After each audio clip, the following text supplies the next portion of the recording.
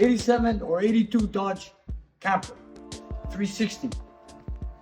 Puts it on, right away the mechanic, defect carburetor, defect carburetor. Why? Listen, because they didn't fix the problem, right? Oh, defect problem, defect carburetor.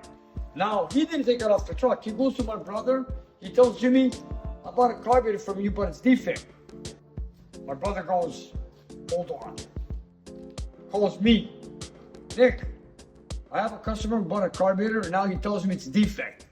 So now I told my brother Jimmy, tell him it's not the carburetor the problem. So the guy heard that, and he tells Jimmy, what did he say? He says, the problem's not your carburetor. I gotta beat your brother. I gotta beat your brother.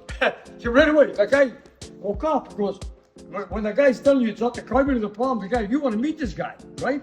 He's telling you right off the bat, the problem's not the carburetor. So my brother goes, okay, can you tell him to come on Saturday morning?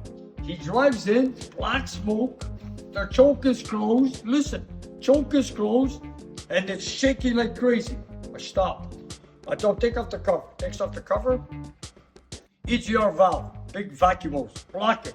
Let's make sure he changed the EGR valve for nothing. So I block it off so we don't use it. The screws are wide open. I said your choke is not even adjusted. It's warmed up, it's adjusted, closed. I adjust it, I open it. Then I adjust air fuel ratio. Now I got the engine running and idling, but it's missing. So now tell Robert, one wire at a time, remove it. Tick, tick, tick, tick, tick, tick, tick, tick. You know, it's shaky. Tick, tick, tick, tick. Then he takes another one, no difference. I tell him, leave that off. Continue. He takes that one off, no difference. We take the two wires, we did this. Bingo. The car was running smooth. I told the guy, now go drive it. He comes back, he goes, it's brand new. Meanwhile, he told me, when he came in, you have to do a compression test. I told him what?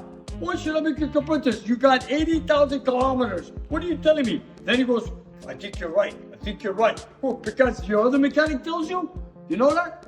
So when I did all that, he goes for a drive, he goes, and then they told me you might need an engine overhaul. They told him this.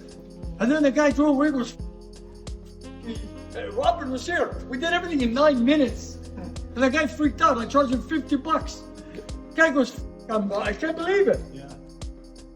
And the truck, no smoke, so he goes, wow, so smooth. He puts it in like, whoa. He goes, I can't even see the difference, so smooth. No more backfires, nothing. Because the people, like George says, they steer them wrong. You know what I'm saying? He goes, you have the passion. I said, yeah. Am I right or wrong, George? Amen. You got the passion, Nick, in spades. When I told my brother, tell him it's not the carburetor, the guy freaked. He goes, oh, I gotta meet your brother. He's telling you right to his face, you see? And then Jimmy, my brother Jimmy knows. Goes, when people say it's defect, it's not defect. Because the mechanics, they don't know nothing out there. Some of the guys, right? They're parts changers. So then the guy goes, yeah, I want to meet your brother. He brought him. And look what the problem was. Wasn't even the carburetor.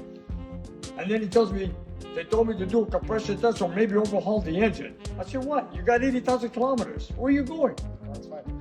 Yeah. And the guy, then he's looking at all the cars. And he goes, man, this is a Dodge garage. I said, yeah, right. You know what I told him? You're in the right place. And I wasn't joking, man. And I was right on. I said it wasn't the carburetor.